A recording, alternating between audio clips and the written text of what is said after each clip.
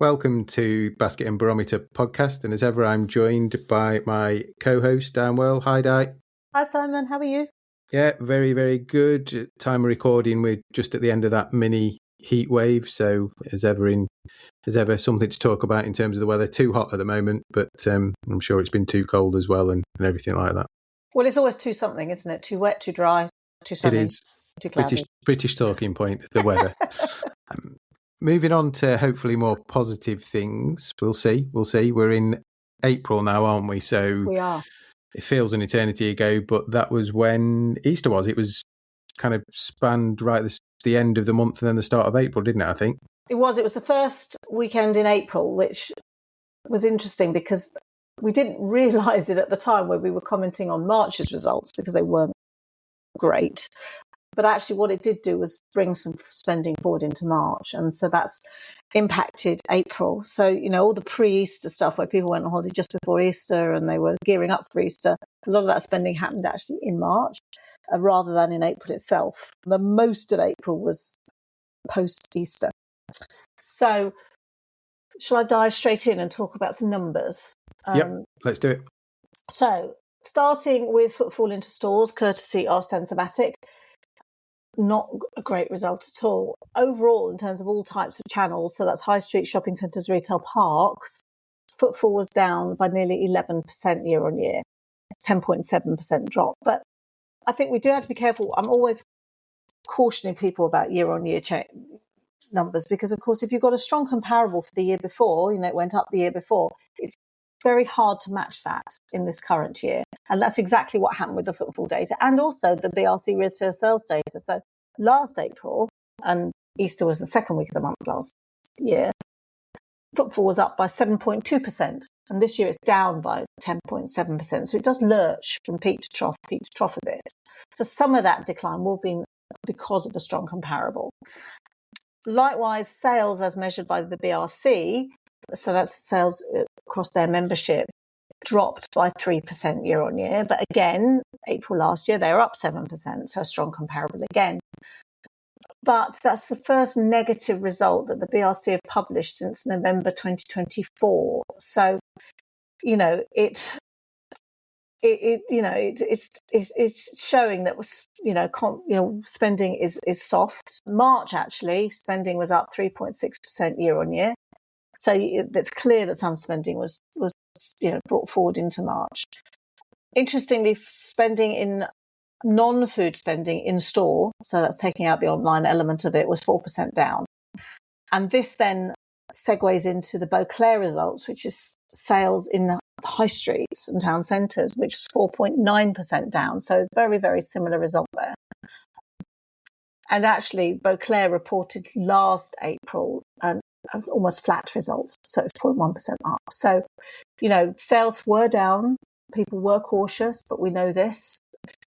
And Beauclair has identified that 5 sectors account for the vast majority of spending in towns and cities. That's fashion, food and drink, general retail, grocery, and health and beauty. And all of those 5 sectors spending was down in all of those. The greatest drops actually were in general retail and fashion. So, it tends to be discretionary stuff that people aren't buying particularly.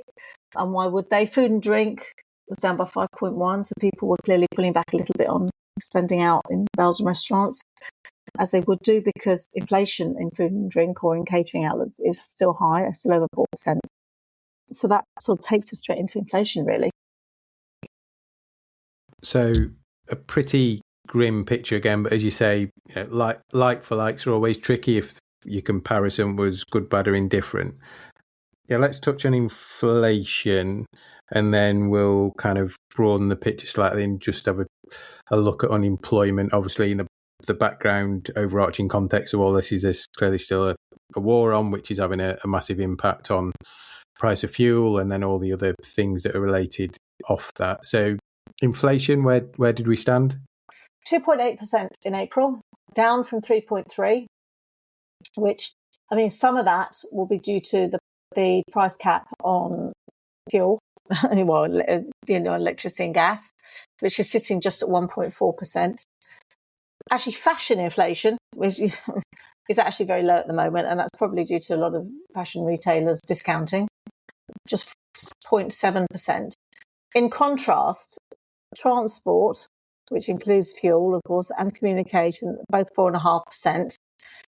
And restaurants and hotels, hospitality, 4.4%.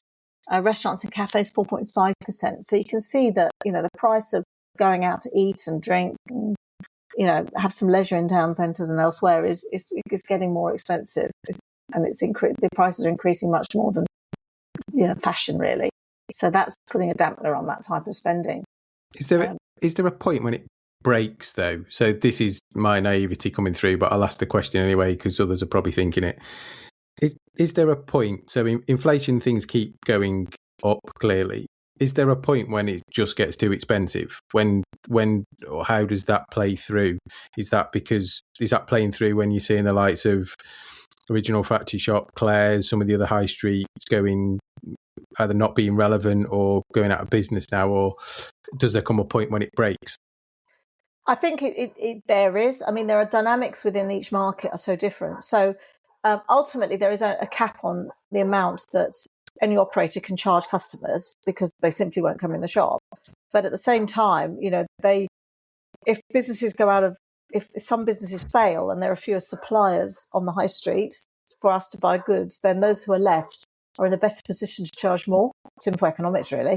Yeah. Less, So the whole supply and demand economics, but it feels like there'll come a point when a cup of coffee's 20 quid. Yes, and absolutely.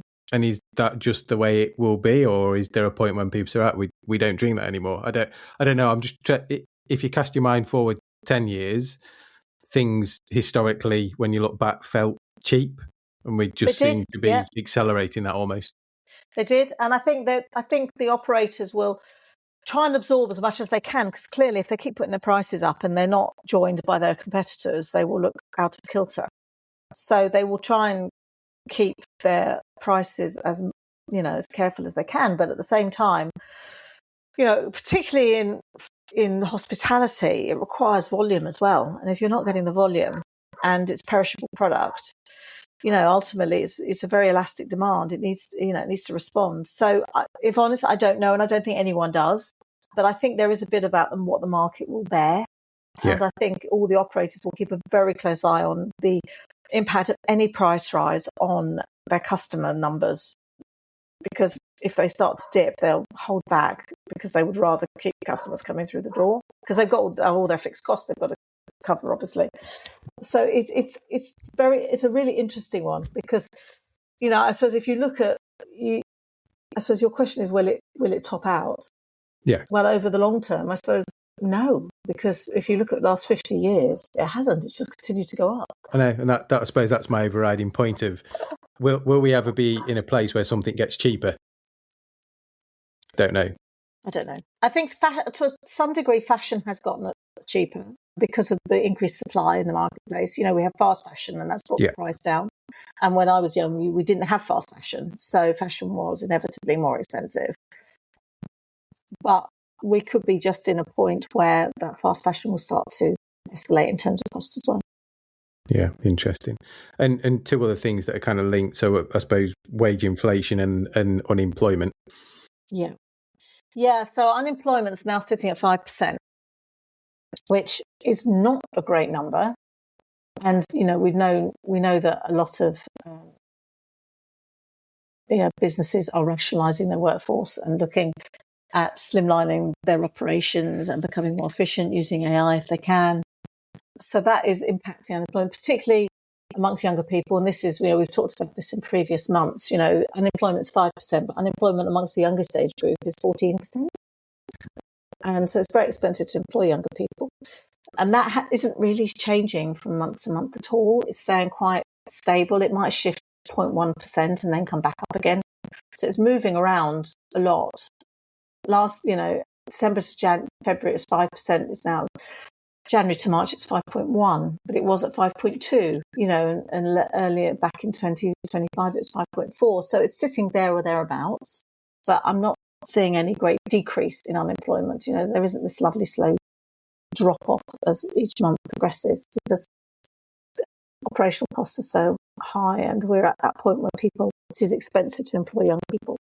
Yeah, I kind of use LinkedIn as my barometer of companies hiring and firing, and I have to say there's been a lot of people in the last 2 to 3 months that have put the green circle of open to work on, and started a post with, I find myself in an unfortunate situation, and that used to be quite rare, seems far more common now. And again, reading in the paper around the younger age group that are out of unemployed, I think some of those, it suggests, aren't actually looking for work while they're studying now. No, and I think that's because they've sort of given up almost. But I think you're right. I mean, I obviously, we all look at LinkedIn, don't we? And you're right. I've seen the open to work symbol go up a lot more. And you just read people's profiles, and they're talking about a company restructure, and that's happening so much more than it seemed to last year, even. Wages are continuing to go up. Average earnings are going up by nearly 4%, 3.8% in March. Over the 3 months to March, they were going up by 4.1%. In the public sector, a little bit more than that, 4.7%. So wages are continuing to keep pace with inflation, which is good news for those who have a job. Yeah, which is positive. But consumer confidence sort of remains in the doldrums. It's languishing, really. GfK have their index score, and we're not really seeing any significant change. In May, it was minus 23. In April, it was minus 25. In March, it was minus 21. So, we see things drop down and then come back up a little. But, this is very low compared to even, back in, I think even back in last summer, it was minus 17. So we've dropped down from there, but it's minus double digit, and it's not really shifting, to be honest.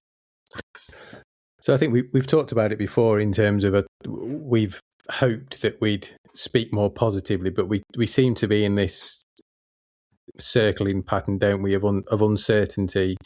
Obviously, lots going on in the world. We've talked about, certainly in the UK, you've got all the challenges around national living wage coming in, the new employment rights bill, phase 1, phase 2, TBC next year, which makes anybody who's hiring people wary, which makes anybody who's employing people challenged.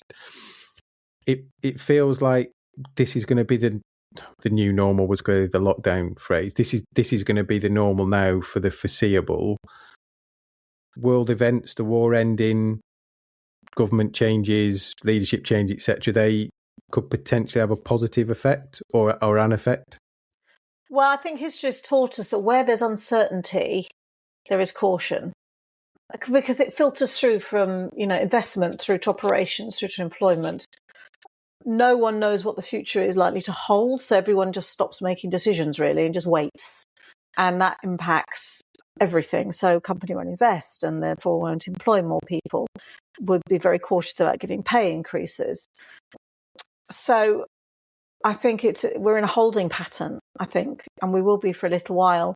I don't think political uncertainty helps. I don't, when it's all done and dusted,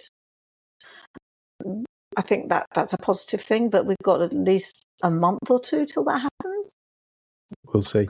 Yeah. So there's kind of this decision paralysis which filters down from, like you say, the financial markets through, and the figures month on month just show that, don't they? That They do. Unless you sat on I suppose a big pile of disposable income, cash, whatever, savings, you may be up for spending on discretionary stuff. Everybody else is waiting, and I suppose the irony is the longer you wait, the more expensive it gets as well, because inflation just keeps pushing it further and further away. Yes, absolutely. And so people are saving and they're cautious about spending. They don't know what the future will hold. Interest rates are unlikely to come down anytime soon. The Bank of England has said this. So, of course, mortgages will remain where they are for a while. So people, were hoping that they may be £200 or £300 a month better off. That's not going to happen for a little while. So people are sort of just being quite cautious.